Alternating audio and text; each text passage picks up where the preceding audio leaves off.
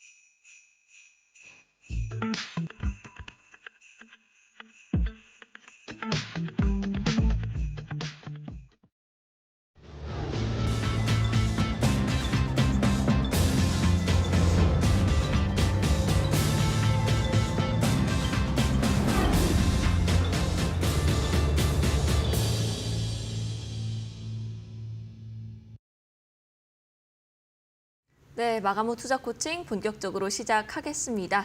오늘 장 마감 정리부터 도와드리고요. 이후에 파트너님 강의와 공략주 시간까지 마련되어 있습니다. 오늘 시장 정리부터 해보겠습니다. 결국 양시장 모두 이제 좀 내린 채로 마무리가 됐는데요. 오늘 김태훈 파트너님과 먼저 인사 나눠보도록 하겠습니다. 안녕하세요.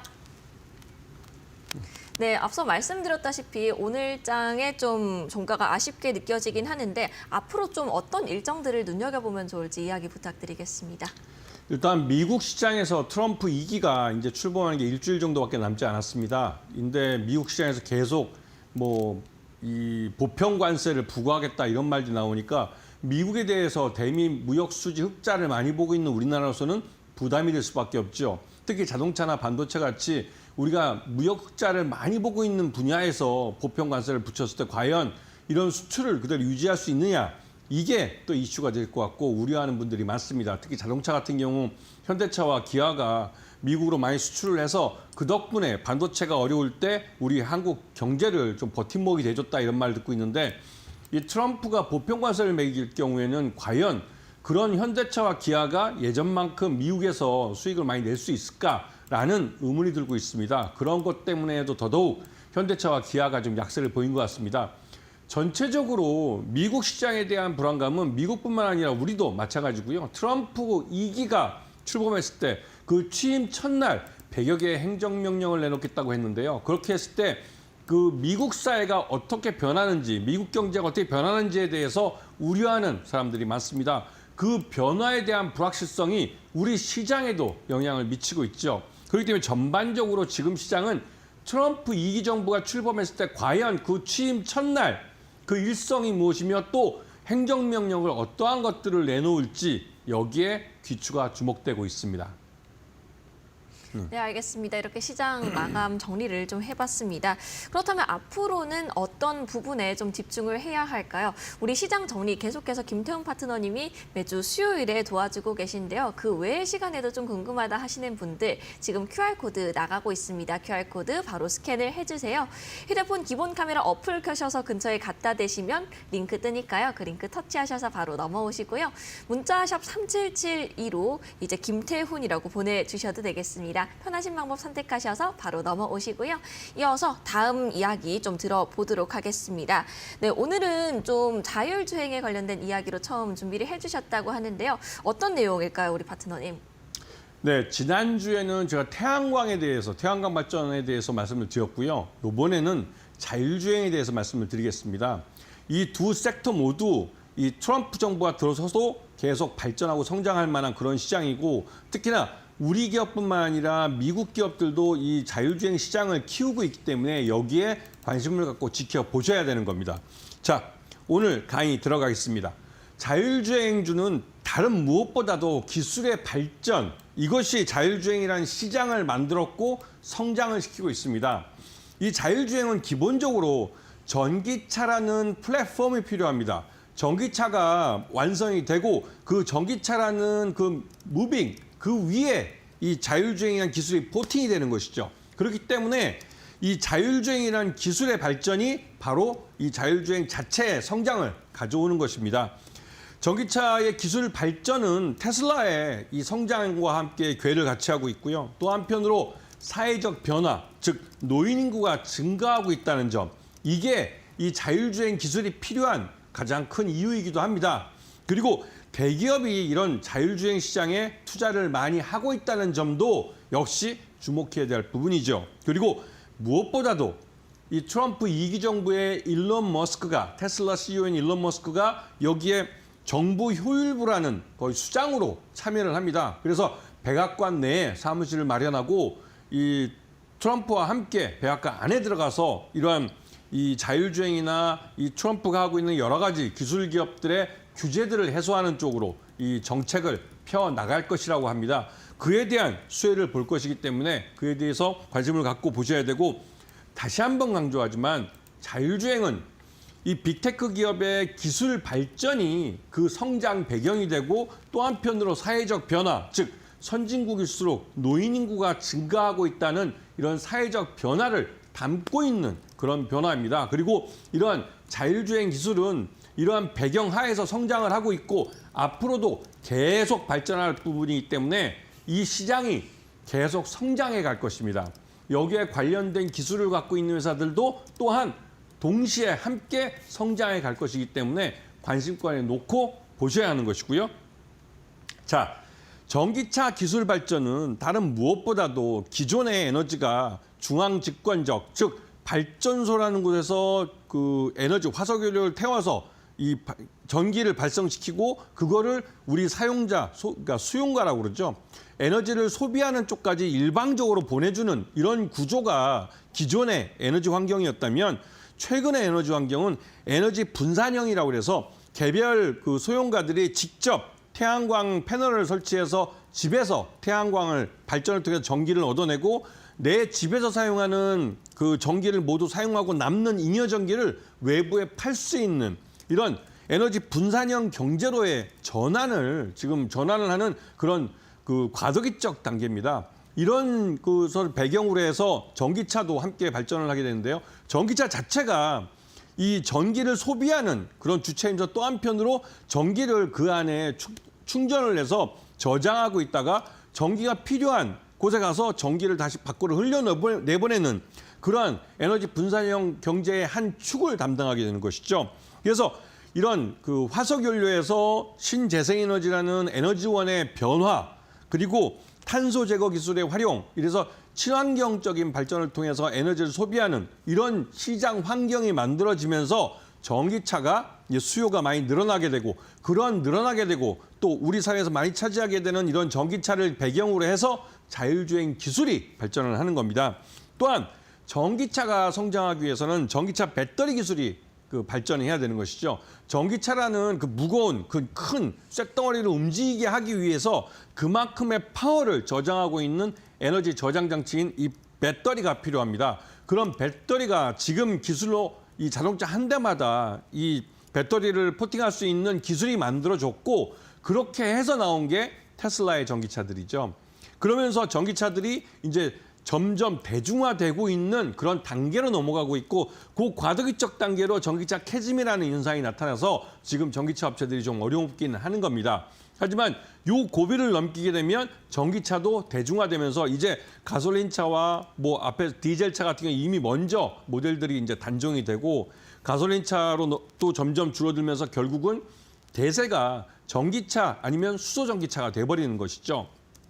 그리고 이 전기차 배터리를 지금 주를 이루는 건 리튬이온 배터리입니다. 그런데 하루가 멀다 하고 리튬이온 배터리는 화재 신고를 많이 또 일으키고 있습니다. 화재 사건들을. 이게 이제 그 에너지를 저장하고 충전하고 다시 발산하는 데는 되게 유리하지만 이게 자체가 화재 위험성이 높기 때문에 리튬이온 배터리에서 한 단계 더 진보되면서 더 리튬이라는 찾기 어려운 그런 광물 자원보다는 철이라는 LFP 배터리가 이게 일반적으로 많이 사용되는 전기차 배터리가 될 수가 있는 것이죠. 물론 LFP 배터리는 이 리튬이온 배터리보다 그러니까 단시간에 내는 출력이 낮습니다. 그래서 일반적으로 보급형 전기차라는 데만 사용할 수 있는 것이고 고급형 전기차로서 굉장히 빠르게 움직일 수 있는 고속주행을 하는 그런 고급형 전기차에는 여전히 리튬이온 배터리를 설치하게 되는 것이죠. 그런데 LFP 배터리는 말 그대로 철 성분이 들어있기 때문에 굉장히 가격이 쌉니다. 왜냐하면 그렇게 흔하게 이 에너지원이 그러니까 이 광물 자원 자체가 굉장히 흔한 광물 자원이기 때문에 원가 자체를 굉장히 낮출 수가 있죠. 거기다가 화재 위험도 낮습니다. 에너지 토크가 낮은 대신에 화재 위험이 굉장히 낮기 때문에 LFP 배터리를 채용한 전기차 모델들이 점점 늘어나고 있죠. 하지만 여기서 더 나가서 이 그 순간 일으키는 에너지 토크도 그러니까 에너지를 발산하는 능력도 뛰어나고 화재 위험도 없이 그런 그 미래 에너지로서 그 배터리로서 이 전고체 배터리가 지금 개발이 되고 양산을 위한 테스트를 지금 거치고 있습니다. 그래서 조만간 전고체 배터리가 양산되는 단계로 갈 텐데요. 일본의 모 기업은 이미 물론 소량이지만 전고체 배터리를 생산하고 있습니다. 그리고 우리나라의 그 LG, 엔솔이나 또 SK온이나 이 삼성 SDI도 이 전고체 배터리를 양산하기 위한 양산 파일럿 라인을 이미 깔고 있는 상태죠. 그래서 전고체 배터리가 또 한 번 배터리 시장에 큰 변화를 가져올 겁니다. 그래서 이러한 변화들이 배경이 돼서 전기차들이 생산이 많이 되고 그런 생산이 된 전기차 위에 이 자율주행 기술이 포팅이 되는 것이죠. 그리고 이러한 자동차 전장화는 자율주행 기술의 발전 토대라고 해도 과언이 아닐 겁니다. 자, 이런 그 전기차라는 기술 발전과 함께 또 하나의 큰 이 전기차들 자율주행이라는 기술이 필요하게 된 이유가 바로 노인 인구의 증가입니다. 지금 우리나라 같은 경우도 이제 그런 사건 소식들이 뉴스를 통해서 많이 나오는데 일본 같은 경우는 노인 인구가 많아지다 보니 노인들이 운전을 통해서 자동차를 운전하다가 사고를 내는 경우가 많아집니다. 노인 인구가 여러 가지 판단력이 좀 어두워지시는 그런 나이가 연세가 되시고 고령일 때 운전을 하시면 자칫 사고를 낼 위험이 점점 높아지는 것이고 그러한 비극적인 사건들이 사회의 경종을 울리게 되는 것이죠. 그래서 일본도 고령 인구가 되면 이제 운전면허증을 반납을 받고 대신 지자체가 그분들에게 거주 이전의 자유를 줄 수 있는 그 교통카드를 지급한다든가 그러한 일들이 벌어지고 있습니다. 그래서 우리나라도 지방의 시골 같은 경우는 그렇게 노인분들에게 이 운전면허증을 반납을 받고 이 지자체 뭐 10원짜리 택시나 뭐 이런 제도를 통해서 노인분들의 거주 이전의 자유를 좀 보장해 주려고 하고 있죠. 근데 중요한 건 뭐냐면 이 노인분들은 소비 여력이 있는, 특히 선진국의 노인들은 소비 여력이 있는 분들입니다. 이 말뜻은 선진국으로 갈수록 젊은 친구들은 아직 사회에 나와서 돈을 벌질 못했고, 즉 소비에 있어서 그렇게 주체 세력이 되지 못하고, 이 중년 나이에 있는 사람들은 자식과 부모를 봉양하고 자식을 교육시키느라 소비할 여력이 부족합니다. 하지만 노인 인구들은 말 그대로 그동안 벌어놓은 이 자산이 있기 때문에 소비를 적극적으로 할 수 있는 그런 세대지요. 그런데 중요한 건 이 노인들이 이 자동차를 운전해서 마음대로 이동하면서 그 소비를 하고 다녀야 되는데 이 운전에 있어서 사고를 계속 내고 그런 문제가 있기 때문에 이 자율주행 자동차가 필요한 이유가 되는 겁니다. 그래서 일본 같은 경우도 도요타가 굉장히 많은 R&D 비용을 투입을 해서 자율주행 기술을 발전시키고 있는 것이죠.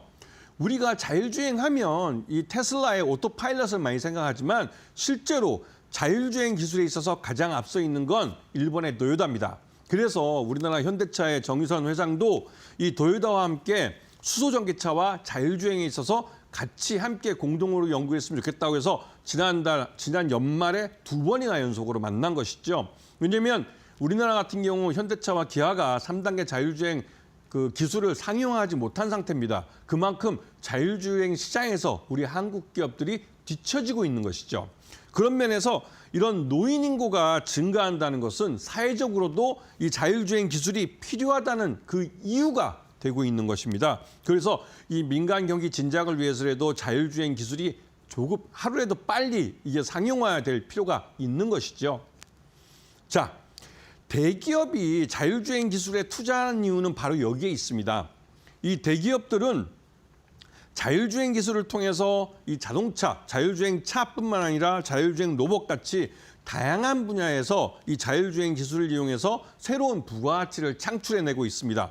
그렇기 때문에 현대기아차 같은 경우는 전동화 전략을 내놓으면서 전기차로의 전환을 가속화시키고 그 배경 아래서 지금 자율주행 기술을 함께 발전시키려고 하고 있는 것이죠. 물론 지금은 전기차 캐즘 현상 때문에 이 하이브리드 카를 과도기적으로 밀고 있습니다. 그래서 현대차 같은 경우 미국 조지아주 전기차 전용 공장을 먼저 만들었는데 이게 30만 대, 연간 30만 대를 생산할 수 있는 공장인데 이 공장에서 당장은 전기차 캐즘 때문에 전기차에 대한 수요가 줄어들었기 때문에 여기서 하이브리드 카를 홀류해서 생산을 하고 있죠. 하지만 장기적으로 이 조지아주에 있는 현대차의 이 전기차 공장은 전기차만 생산하는 공장이 될 겁니다. 자, 그리고 3단계 자율주행 상용화는 이미 테슬라가 어떻게 보면 가장 빠르다고 할 수 있습니다. 이거는 상용화에 대해서 말씀드리는 겁니다.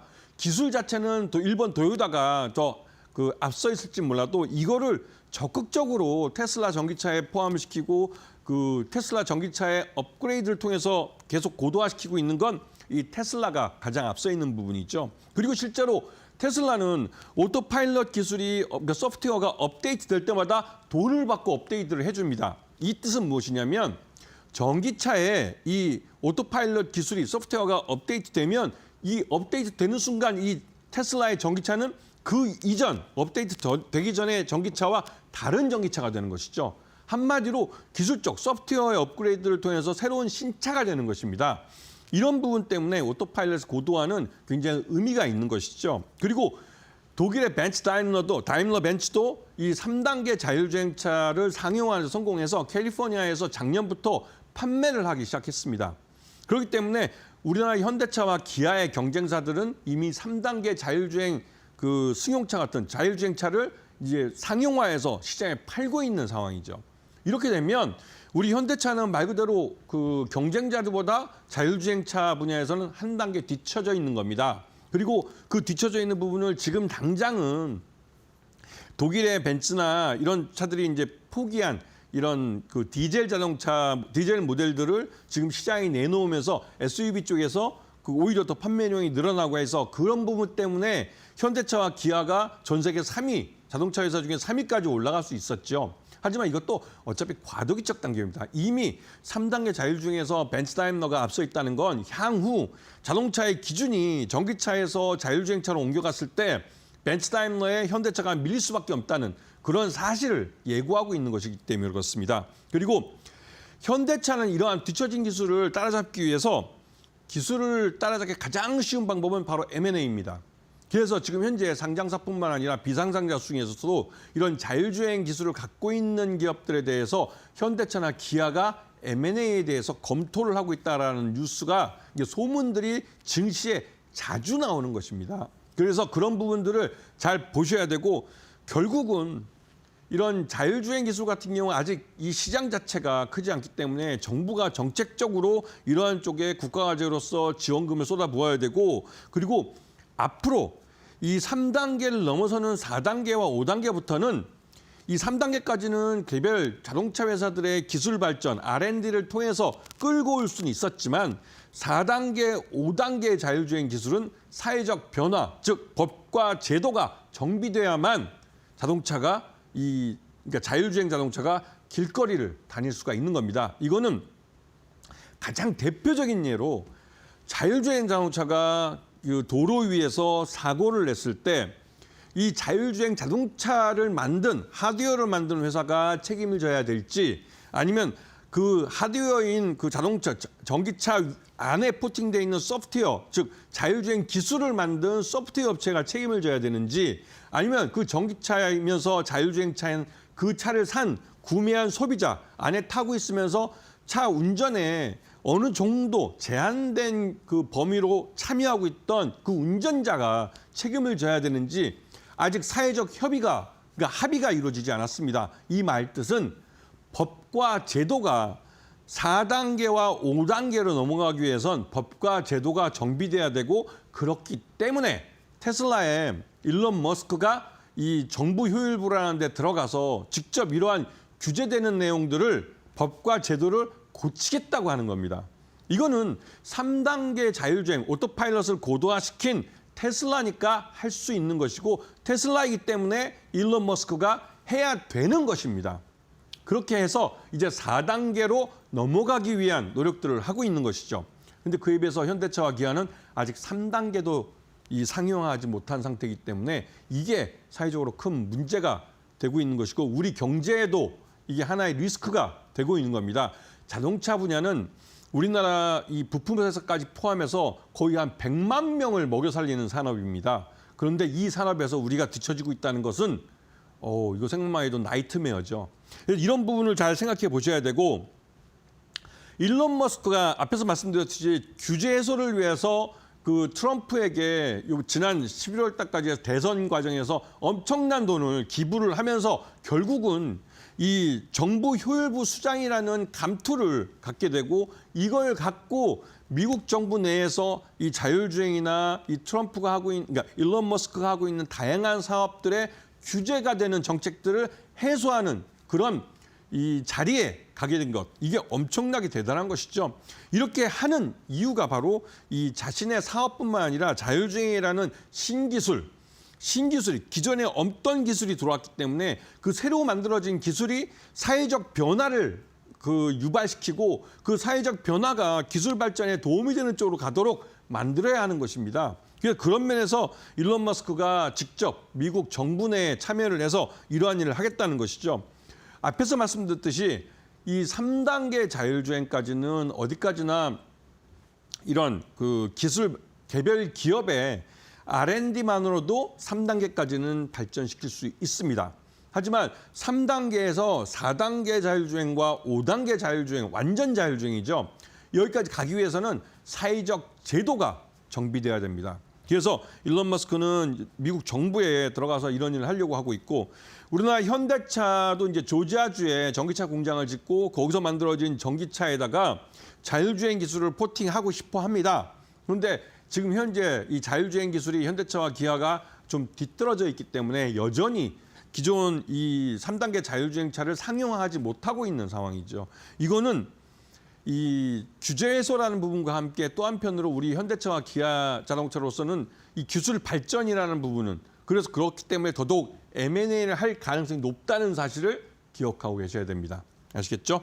자, 그리고 이 자율주행이라는 건 우리가 자동차만 생각하는데 실제로 이제 자율주행이 더 큰 시장으로 넘어갈 수 있는 것 중에 하나가 바로 로봇입니다. 우리가 최근 들어서 이번 CES 2025에서 이 이족 보행 로봇 이 젠슨 황 엔비디아 CEO가 자신의 AI 반도체를 채용한 이 휴머노이드 로봇이라고 등 뒤에다가 한 10여 개의 로봇들을 쫙 깔아놓고 이 어디 로봇들이 우리들의 AI 이 반도체를 채용해서 이런 피지컬 AI를 뭐라고 말을 하면서 이렇게 얘기를 했던 걸 기억하실 겁니다. 그때 이제 우리 한국 기업이 없다고 그랬지만 실제로 보스턴 다이내믹스라는 회사는 현대차가 최대주주입니다. 우리 한국 기업이 해도 되죠. 물론 미국 시장에 상장을 할 가능성이 높은 회사긴 하지만 이 보스턴 다이내믹스 같은 경우도 이족 보행 로봇에서는 굉장히 경쟁력 있는 회사입니다. 그리고 이러한 자율주행 로봇이 말 그대로 로봇이 우리 인간과 함께 어떤 노동 현장에서 함께 일하기 위해서는 그 로봇이 자신의 위치에서 옆에 상대방과의 거리나 상대방과의 어떤 작업 환경 또 작업 범위 이런 것들을 인식을 하고 자신의 작업 도구들을 갖고 자신의 할당된 노동 일을 할 수 있도록 이 자율주행, 즉 자율적으로 움직일 수 있는 그런 것들이 프로그래밍 돼야 되는 겁니다. 그렇기 때문에 이 로봇에도 자율주행 기술이 포팅이 되고 있는 것이죠. 그래서 자동차뿐만 아니라 이 자율주행 자동차 자체도 하나의 로봇이고 또 우리가 일반적으로 알고 있는 이족 보행 로봇에 있어서 사람처럼 휴보처럼 걸어다니는 로봇이나 아니면 일론 머스크의 테슬라에서 만드는 옵티머스 같은 이족 보행 로봇 그리고 보스턴 다이내믹스 만드는 이족 보행 로봇인 아틀라스 같은 이러한 로봇들이 움직이면서 사람과 부딪히지 않고 사물과 부딪히지 않으면서 안전하게 자기가 목적하는 대로 걸어가서 어떠한 작업을 수행하고 하는 것들 이런 것들이 모두 그러니까 자율주행 기술에 의해서 통제받고 계획되고 실행되는 겁니다. 그렇기 때문에 이 자율주행이라는 기술이 굉장히 중요한 것이죠. 그리고 이 자율주행이 만들어가는 시장 자체가 자동차뿐만 아니라 로봇에서도 활용되기 때문에 굉장히 큰 시장을 예고하고 있습니다. 그렇기 때문에 이러한 자율주행 로봇 분야에서도 관심을 갖고 보셔야 되고 특히나 휴머노이드 로봇 분야를 강조하는 젠슨 황 CEO의 발언은 앞으로 이 휴머노이드 로봇이 공장에서 인간과 함께 협동 로봇으로 일을 하는데 휴머노이드 로봇이란 건 인간과 비슷한 모습을 하고 있고 인간과 같이 두 손을 이용하고 두 발을 이용한다는 뜻인데 이렇게 되면 그 휴머노이드 로봇은 인간이 사용하는 모든 도구를 사용할 수가 있습니다. 그 말뜻은 그 로봇만을 위해서 새롭게 어떠한 새로운 도구를 만들거나 뭐 할 필요 없이 인간이 일하고 있는 현장에 그 휴머노이드 로봇을 대체해서 그냥 투입시키면 된다는 소리죠. 실제로 이 테슬라는 자신들의 이 공장 전기차 공장에 자신들의 옵티머스라는 이 로봇을 투입을 해서 생산을 할 계획을 내놓고 있습니다.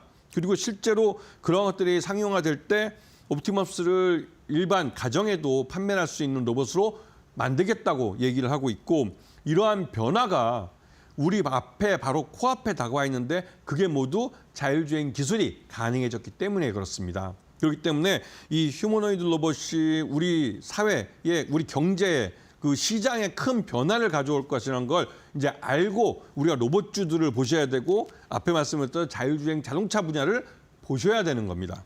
자, 자율주행주에 대한 공략 팁을 드리겠습니다. 이게 자율주행주 중에 대기업들이 투자하는 종목들이 있어요.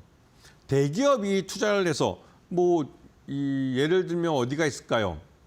이 현대차와 기아도 물론 대기업이 투자하고 있는 회사고 그다음에 삼성이 얼마 전에 인수했던 레인보우 로보틱스 같은 경우도 우리나라에서 대표적인 이족 보행 로봇을 처음으로 상용하는 회사인데 이 회사 같은 경우도 자율주행 기술을 갖고 있는 회사입니다.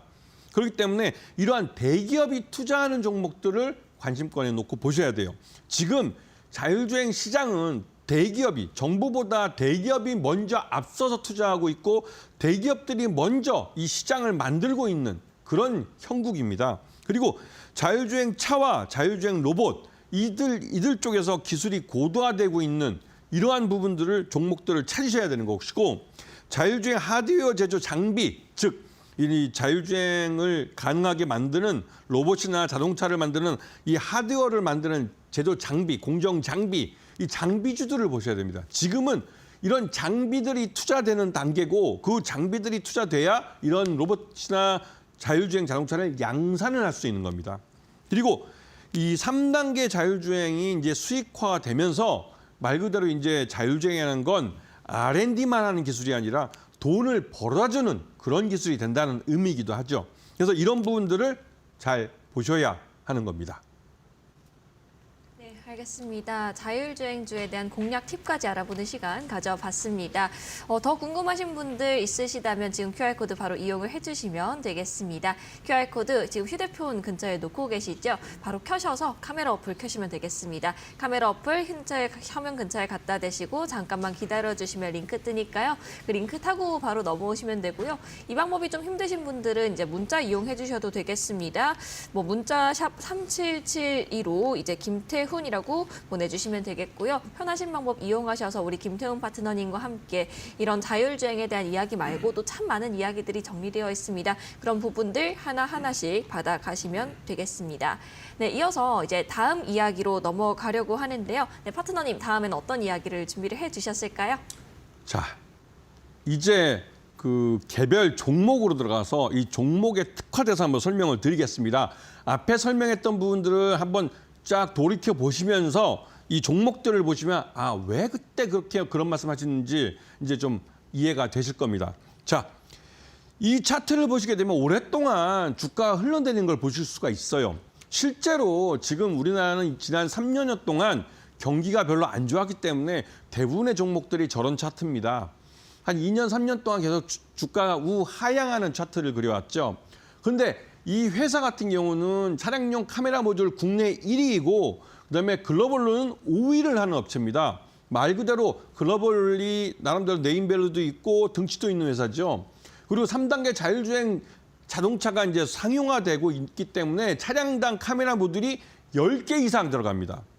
이게 자율주행 기술이 발전하면 발전할수록 차량 한 대에 들어가는 이 카메라 모듈 수량이 늘어나게 되는 것이죠. 그 말뜻은 카메라 모듈을 만드는 회사는 돈을 많이 번다는 소리입니다. 자, 이 회사가 어디냐면 바로 MC넥스라는 회사입니다. 이 MC넥스는 기본적으로 스마트폰에 들어가는 카메라 모듈을 만드는 회사입니다. 그러면서 그 스마트폰에 들어가는 아주 요만한 그 작은 스마트폰 카메라 모듈을 만드는 기술을 배경으로 이만한 그러니까 자동차용 전장용 이 카메라 모듈도 만들고 있죠. 예를 들면 이 스마트폰에 들어가는 카메라 모듈에 쓰이는 렌즈는 플라스틱입니다. 하지만 차량용 카메라 모듈에 사용되는 렌즈는 유리 렌즈입니다. 이 차이가 굉장히 크죠. 그리고 이 스마트폰 카메라 모듈에서는 국내에서 이 LG 이노텍이 1등이고 삼성전기가 2등이고 그 이어서 3등이 MC넥스입니다. 그런데 MC넥스는 주로 납품하는 데가 삼성전자입니다. 즉 삼성전기와 함께 나눠 먹는 거죠.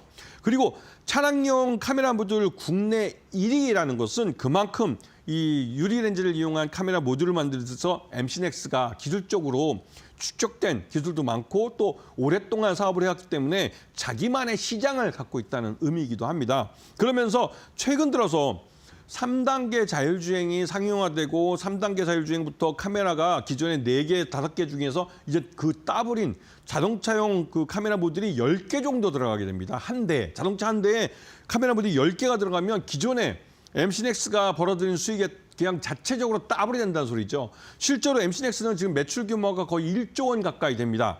그런데 이 향후 5년 안으로 이게 1조 5천억의 매출을 달성하겠다고 목표를 내세우고 있고 10년 안에 자동차 전장 쪽에 이런 카메라 모듈을 늘려가면서 10년 안에 매출 2조 원을 달성하겠다고 하는 것이죠.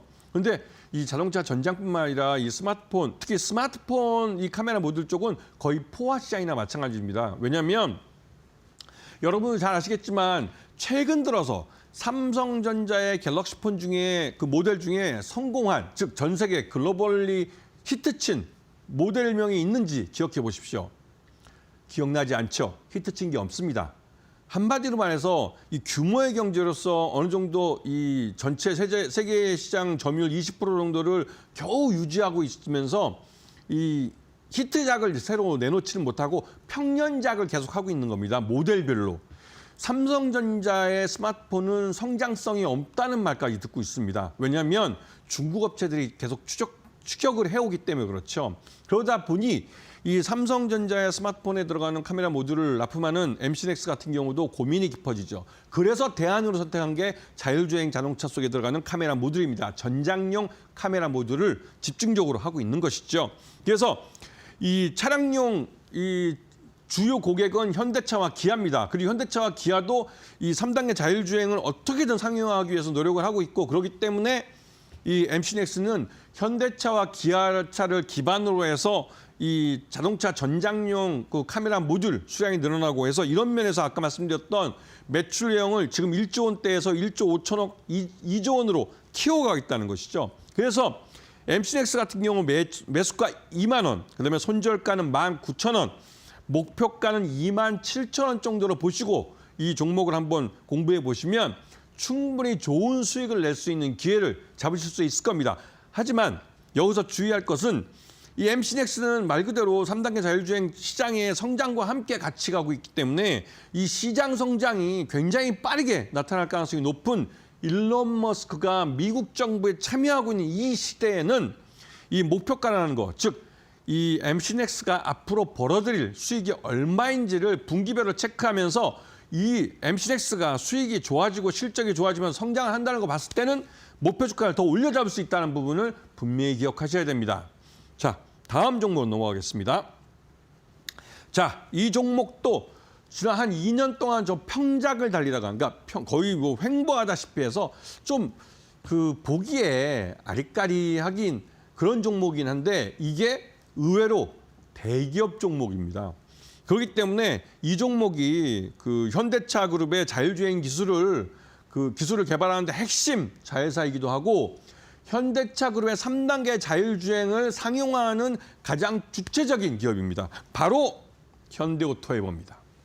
현대오토에버는 현대차 그룹, 이 현대차나 기아나 이런 자동차 모든 그룹의 모든 강 가운데 소프트웨어를 개발하는 그 중심적인 기업이기도 하고 자율주행 기술을 개발하는 중심적인 기업이기도 합니다. 그렇기 때문에 현대오토에버는 향후 현대차와 기아가, 현대자동차와 기아자동차는 전기차를 만든다면 그 전기차 위에 소프트웨어로 포팅이 되는 기술을 이 현대오토에버가 개발하고 있다는 것이죠. 그렇기 때문에 이번에 현대차 그룹이 엔비디아와 전략적 제휴를 맺고 이 소프트웨어 중심의 차량 SDV라고 부르는데요. 이것과 로봇을, 그러니까 이 모빌리티 쪽에서 이제 로봇 등 이런 것들을 이제 함께 엔비디아와 좀 전략적 제휴를 맺고 하는 것은 이게 그 3단계 자율주행에서 밝혀진 현대차와 기술력이 떨어지기 때문에 그런 것들을 커버하기 위해서 엔비디아와 손을 잡고, 실제로 이 엔비디아와 손을 잡고 할 때 이 현대오토에버가 주된 그 사업 파트너가 될 겁니다. 그렇기 때문에 물론 현대차의 남양연구소도 여기서 한 역할을 하겠지만 그 핵심적인 소프트웨어의 그 핵심적인 기술은 현대오토에버가 할 것이라는 것이죠. 그렇기 때문에 이 부분을 잘 봐주셔야 되고, 특히 현대오토에버에는 정의선 회장이 개인 지분 7.33%를 갖고 있습니다. 적지 않은 지분이죠. 그리고 최대주 이 최대주 쪽은 전체 지분의 75%를 갖고 있어요. 한마디로 유통 가능한 주식수가 20몇 프로밖에 안 된다는 소리입니다. 그래서 현대오토에버는 장기적으로 주가가 더 올라갈 수 있는 회사예요. 그래서 지금 현재 매수가는 14만 2천 원, 그다음에 손절가는 13만 5천 원을 생각해 보시고 목표가는 1차적으로 18만 원을 볼 수가 있습니다. 하지만 현대오토에버는 말 그대로 이 최대주 지분이 75%나 달하기 때문에 실제 유통 가능한 주식수가 20% 정도밖에 안 됩니다. 실적이 좋아지고 성장한다는 걸 보여주기만 하면 바로 품절주가 돼버릴 수 있어요. 품절주가 뭔지는 아시죠? 시장에서 사고 싶어도 주식이 없어서 못 사는 주식이 된다는 겁니다. 그렇기 때문에 현대오토에버에 대해서 관심을 많이 갖고 보셔야 되는 것이고, 자, 마지막 한 종목을 남겨두고 있는데요. 이 종목은 한번 캐스터분한테 갔다가 오는 게 어떨까 하는 생각이 드는데 어떠신지요? 네, 알겠습니다. 이렇게 두 가지 공략 종목에 대한 이야기 한번 알아봤는데요. 공략 종목들 매번 이렇게 잘 들고 와주시고 성공률도 꽤나 높으신 편입니다. 이런 종목들 계속 받아가고 싶다 하시는 분들 지금 QR코드 바로 들어와야겠죠. QR코드 휴대폰 기본 카메라 어플 켜셔서 이 근처에 갖다 대시고 잠깐만 기다려주세요. 링크 뜨니까요. 링크 타고 바로 넘어오시면 되고요. 문자 샵 3772로 김태훈이라고 보내주셔도 되겠습니다. 우리 김태훈 파트너님께서 기본부터 이런 종목들에 대한 이야기까지 매번 이렇게 탄탄하게 준비하시는 만큼 이제 수요일 외에도 다른 시간들에도 우리 파트너님과 함께 해보시면 좋을 것 같습니다. 저희는 잠시 뒤에 다시 찾아뵙겠습니다.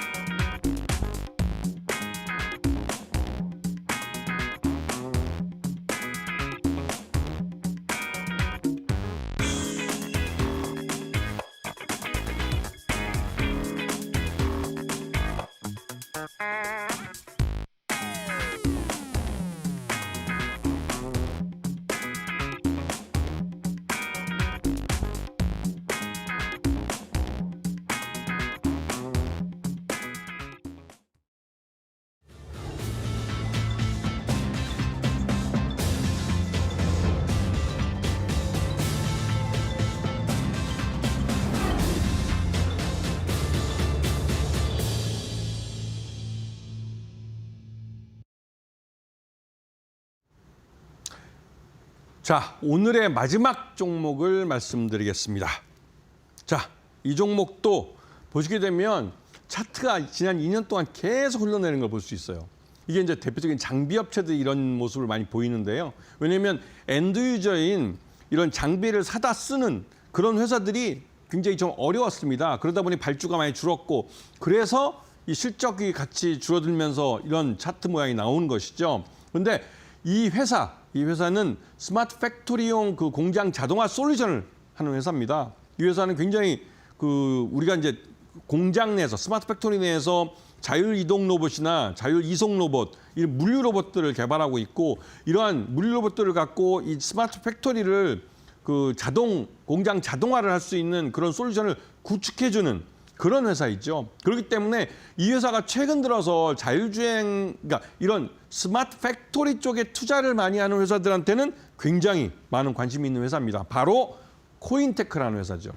코인테크는 장비 회사입니다. 장비 회사이기 때문에 이 아까 말씀드렸듯이 엔드 유저들이 발주를 줘야만 이 장비를 만들어서 납품을 하고 그 공장에서 커스터마이징을 통해서 그 공장을 원하는 그러니까 발주를 준 쪽에서 원하는 쪽에 맞춰서 고객 맞춤형으로 이제 설치를 해주는 것이죠. 그리고 양산까지 해서 이게 수율이 나온다는 확인까지 시켜줘야만 잔금을 받을 수가 있습니다. 그런데 이 코인테크도 스마트 팩토리 무인 이송 로봇 같은 개별적인 그러니까 자율주행 로봇들을 개발해서 갖고 있고요. 이런 것을 통해서 이런 발주를 더 받게 된 것이죠. 그래서 이 업체가 이 2차 전지 쪽에 특화돼서 2차 전지 자율주행, 그러니까 2차 전지 스마트 팩토리를 만들면서 그 안에 들어가는 자율주행 이송 로봇 AMR이라고 그러는데요. 이것을 개발해서 또 납품을 하고 있어서 전체적으로 이 2차 전지 공장들은 이 코인테크 쪽의 공장, 이 자동화, 이 기술이 들어가서 만든 공장들이 많습니다. 그래서 이 회사가 그러면서도 또 한편으로 이런 장비 회사에서 한계를 극복하기 위해서 리튬 인산철, LFP 배터리에 들어가는 소재를 3분기부터 양산을 합니다. 그렇기 때문에 이런 부분들을 잘 보시고 또 전고체 배터리 공정 장비도 개발을 했습니다. 이런 부분을 잘 보시면 이 코인테크는 단순히 장비 회사라는 그 인식을 뛰어넘어서 이제는 장비 회사뿐만 아니라 스마트 팩토리 회사이면서 또 한편으로 이 양극재 소재, LFP 배터리의 양극재 소재를 만드는 소재 회사이기도 한 것이죠. 그래서 이 업체는 매수가 15,000원, 그다음에 손절가는 13,500원을 감안해 보시고 목표가를 일단 25,000원을 잡아볼 수 있는 게 이 회사의 지금 전기차 캐즘 때문에 이 공장을 만들려고 했다가 스탑했던 그 2년 된 투자가 올해 2025년부터 본격적으로 이루어집니다. 그렇기 때문에 코인테크도 실적이 좋아질 수밖에 없는 상황이죠. 이런 부분을 잘 보시면 실제로 지금 주가도 앞에 보시면 아시겠지만 이 주가가 거의 바닥까지 내려와 있는 상태입니다. 저런 상태이기 때문에 코인테크는 신규로 이 수주받는 수주량도 늘어나고 또 기존에 받았던 수주를 쳐내면서 이 잔금을 받게 되는 것이죠. 그렇게 되면 말 그대로 그러면서 이번에 3분기부터는 리튬 인산철 양극재 소재를 이제 판매를 하기 시작하기 때문에 이러한 부분들이 실적 호전으로 나타날 것입니다. 그에 따른 실적이 좋아지면서 주가도 지금 바닥가격에서 밀어 올려지게 되는 것이죠. 그렇기 때문에 이런 종목들을 길게 보시면 발목부터 상투까지 다 먹을 수 있는 종목입니다. 그렇기 때문에 여러분들이 이 종목에 대해서 한번 공부를 해보시면 공부할 때 특히 이제 기술적 분석을 통해서 매수 단가를 얼마에 맞추고 어느 정도의 수량을 확보할지 이런 것들을 기술적 분석을 통해서 해보는 것도 재미가 있을 겁니다. 이 코인테크는 기본적 분석으로 사볼 만한 회사라는 걸 분명히 기억하시고 이 코인테크에 한번 어떻게 공략할 것인가를 개인별로 한번 공부를 해보시면 좋은 투자 기회를 잡으실 수 있을 겁니다. 네, 알겠습니다. 이렇게 코인테크에 대한 이야기까지 함께 나눠봤습니다. 구체적인 가격 전략 아직 하단에 나가고 있으니까 꼭 챙겨보시고요. 그리고 마지막으로 우리 파트너님과 함께 할 수 있는 링크 띄워드리도록 하겠습니다. 네, 지금 QR코드 나가고 있죠? 휴대폰 기본 카메라 어플 켜셔서 근처에 갖다 대시고 잠깐 기다려주시면 되겠습니다. 그러면 노란색 링크가 나오니까요. 링크 타고 바로 넘어오시면 되고요. 또 이제 문자 이용하셔도 되겠습니다. 문자 샵 3772로 김태훈이라고 보내주시면 되니까요. QR이나 문자 편하신 방법 이용하셔서 우리 파트너님과 이 시간 이후에도 계속 소통해 보셨으면 좋겠습니다. 여기서 저희는 파트너님과 인사드리도록 하겠습니다. 감사합니다. 네, 저희가 제공해드린 정보는 투자 판단에 대한 단순 참고 자료일 뿐 종목의 가치 또는 상승과 하락을 보장하지 않습니다. 네, 마감 후 투자 코칭 저희는 여기서 마무리할 시간이 됐습니다. 저희는 내일 오후 4시에 다시 찾아뵙도록 하겠습니다. 시청해주신 여러분 고맙습니다.